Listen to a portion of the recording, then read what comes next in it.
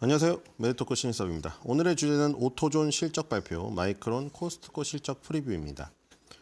자, 이번 주에는 이제 내일부터는 물가 지표가 나오기 때문에 고용과 물가, 최대 고용과 물가 안정을 추구하는 연준, 금리 결정을 앞두고 굉장히 중요한 판단 지표들이 나옵니다. 그 사이에 기업의 실적을 볼 수 있는 짬이 생겼죠. 이제 그 매파랑 비둘기파로 나뉘어 있는데 연준의 두 가지 목표가 뭐라고 했죠? 최대 고용과 물가 안정이죠. 그러니까 지금 장기적인 안정적인 이자율도 있지만 그게 이제 물가 안정에서 연결되는 거기 때문에 대부분 두 마리 토끼를 얘기한다고 했죠. 최대 고용을 하려면 금리를 보통 인하해서 아주 공식은 아닌데 보통 금리를 인하해서 돈을 풀어서 고용시장을 확대해야 됩니다. 그러니까 최대 고용의 방점을 조금 더 찍는 성향의 파를 동글동글한 비둘기라고 해서 비둘기파라고 하고, 물가 안정에 조금 더 초점을 맞추는, 물가 안정을 하려면 금리를 인상해서 눌러줘야 됩니다. 물가를. 올라오는 두드러기 같은 물가를 눌러줘야 돼요. 그래서 금리 인상, 물가 안정에 방점을 둔 그쪽의 성향을 보통 매파라고 합니다. 그러니까 지금 최대 고용과 물가 안정을 파월 의장 같은 경우에는 올빼미파라고 중간에 중립적으로 당연히 판단해야 되는 의장의 입장이어서 그런지 모르는데 때에 따라서 매로 변했다가 때에 따라서 비둘기로 변하기도 합니다. 그렇죠? 물가가 엄청나게 치솟던 코로나 이후 시기에는 예전에 폴 볼커 의장처럼 인플레이션 파이터로 변신을 해서 매파 같은 모습을 보였다가도 지금은 또 고용시장을 완화시켜야 된다고 하면서 금리 인하를 지금 하고 있습니다. 그럼 지금 모습은 또 비둘기파 같죠? 의장으로서의 어떤 중립적인 모습을 지켜야 되는 그 지휘적인 측면도 있을 겁니다. 어쨌든 올빼미파로 분류가 되고요. 동글동글 박사님처럼 올빼미 눈알처럼 생겼죠.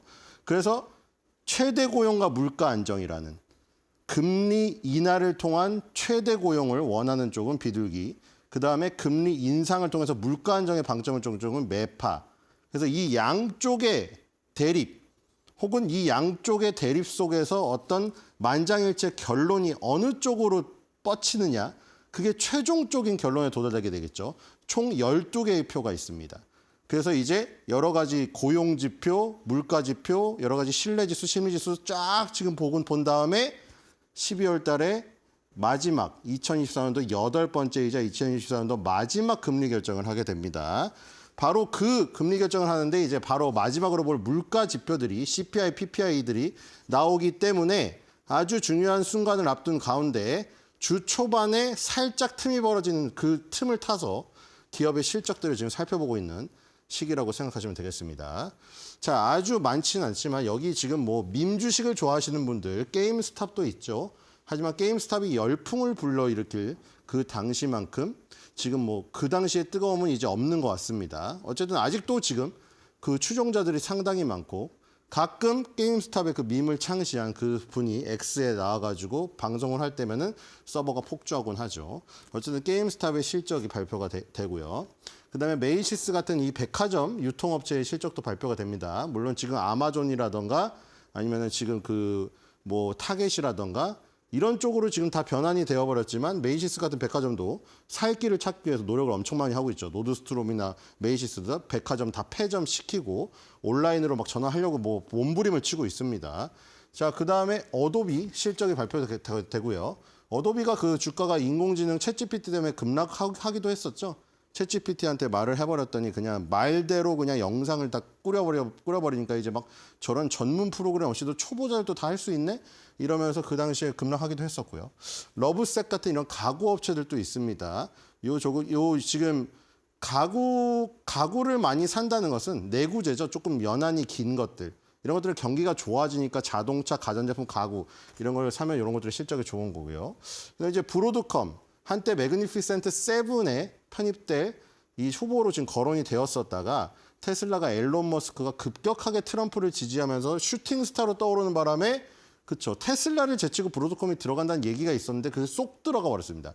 정말 어떤 결정적인 역사의 순간이었죠. 그 당시에 테슬라가 꼬꾸라지고 앨런 머스크가 물론 결과론적인 얘기지만 이거는 트럼프를 지지를 안 해서 테슬라가 만약에 그냥 급락을 했었다.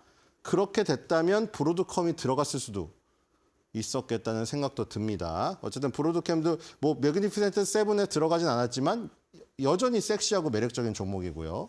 자, 근데 코스트코의 실적 발표가 있죠.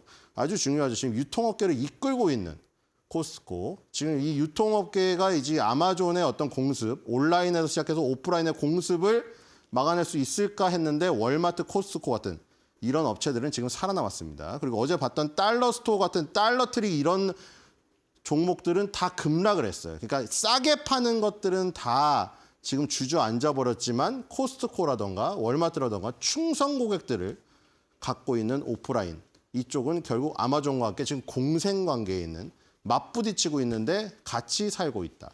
이렇게 볼 수가 있겠습니다. 월요일 날은 오라클의 실적 발표가 이미 있었고요.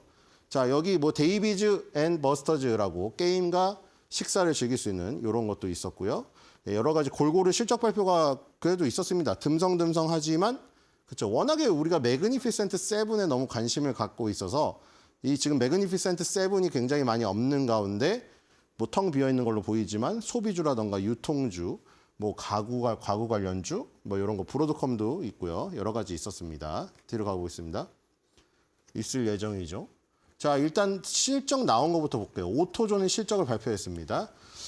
자, 우리나라로 따지면 뭐 카센터 같은 거, 뭐 타이어뱅크 뭐 이런 건데, 자, 예전에 어디였죠? 그거 언론에 크게 나서 한번 난리가 났었잖아요. 어떤 타이어 전문점에서 마침 그게 안 찍혔으면 또 그 소비자들이 다 당할 뻔했죠.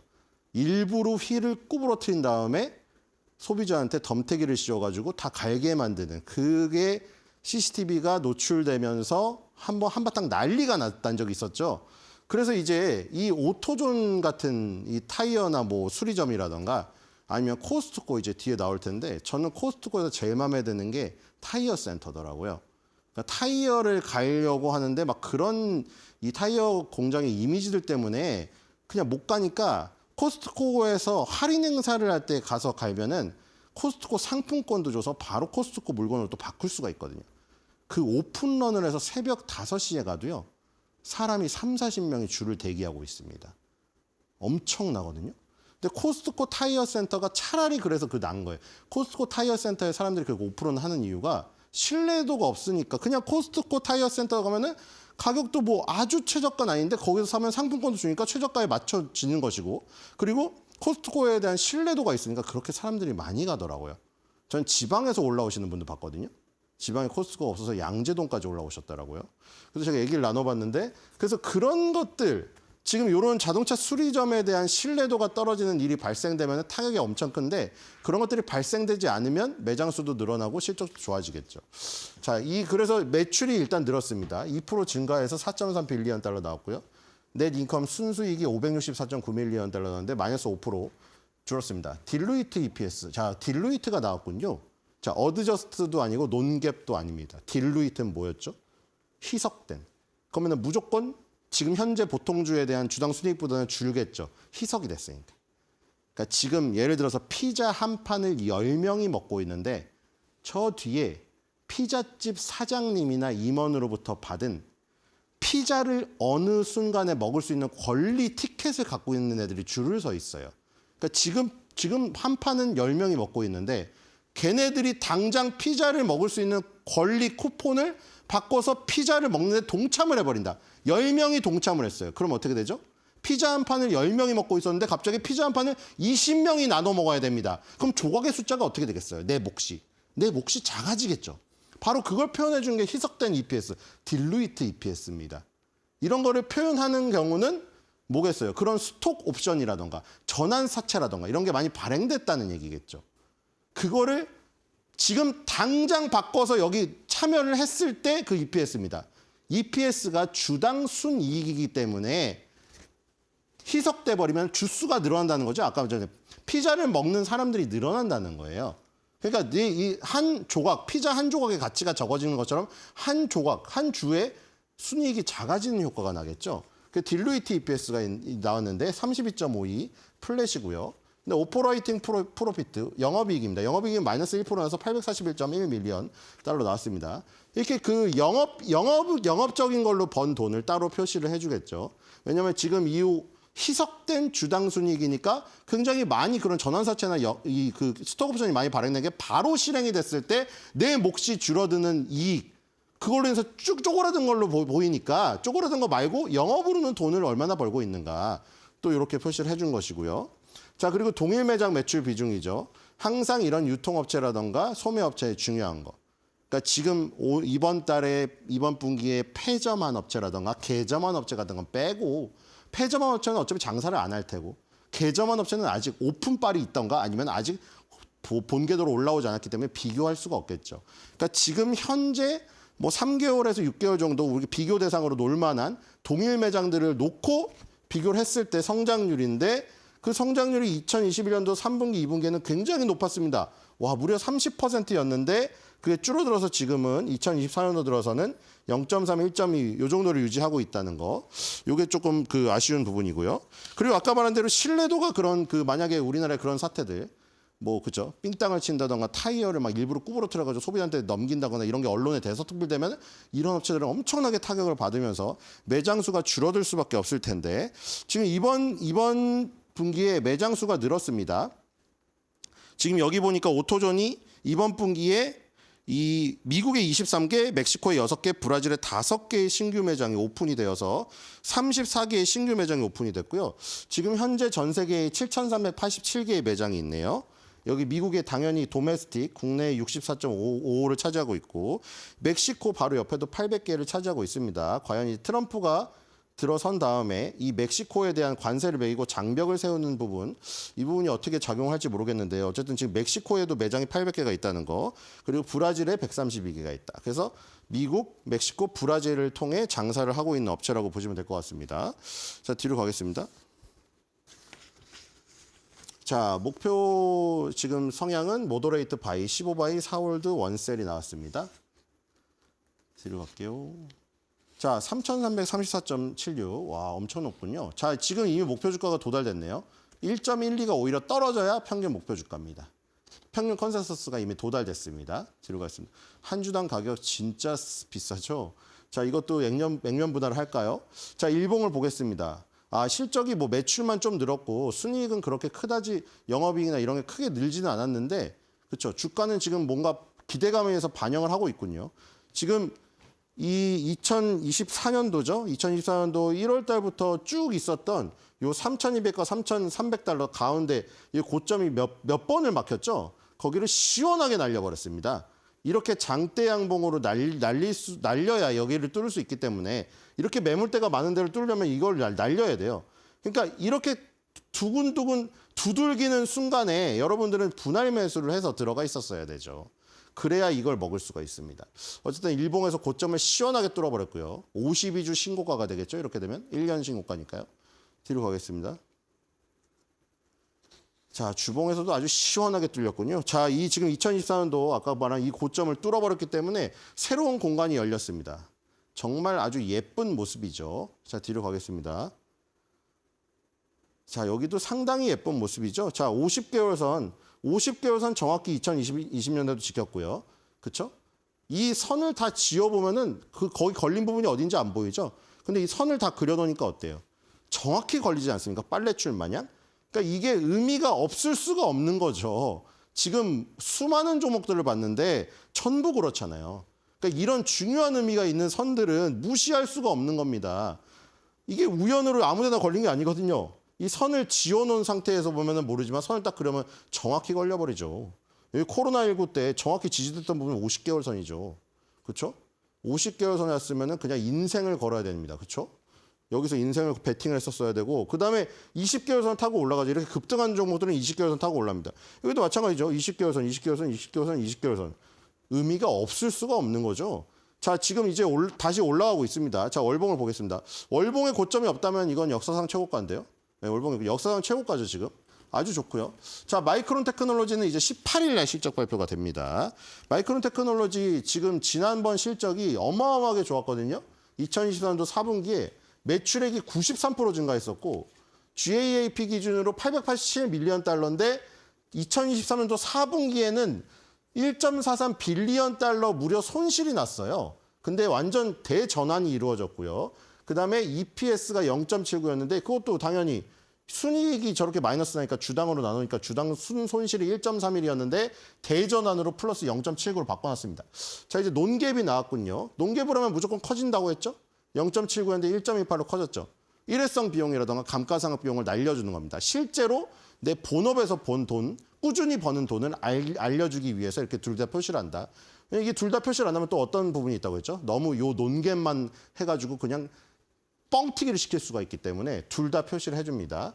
그리고 이런 것들은 보통 성장주나 IT주에서 보통 이렇게 표시를 한다고 했죠. 자, 1.18달러 나왔고요. 예, 로스 손실이었던 부분이 또 이것도 전환됐습니다. 자, 이 부분도 마찬가지죠. 컴퓨터 네트워킹 비즈니스가 지금 39% 차지하고 있는데 이 부분이 100% 넘게 성장했고요. 스토리지 비즈니스가 21.7인데 여기도 100% 넘게 성장을 했습니다. 자, 마이크론 테크놀로지가 지금 디램하고 낸드 플래시 69%, 31% 대단한 흐름이죠. 자, 이렇게 되면은 SK하이닉스를 바짝 추격하는 흐름이죠. 디램, 낸드 플래시 부분에서. 자, 마이크론 테크놀로지가 이제 아까 말한 대로 보조금까지 지금 받았죠. 16억 달러의 보조금이 확정됐습니다. 자, 마이크론 테크놀로지나 인텔은 미국 기업이라는 게 최대 장점이에요.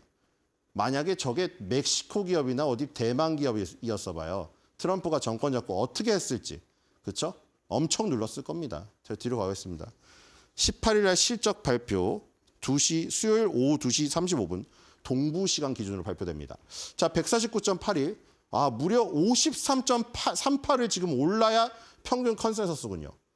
그러니까 주가가 지금 좋다는 건 다들 알고 있잖아요. 그러니까 이거는 주가가 안 좋은 게 아니라 평균 컨센서스가 너무 높은 거죠, 이거. 지금 뒤로 가겠습니다. 목표 주가 평균이 지금 149.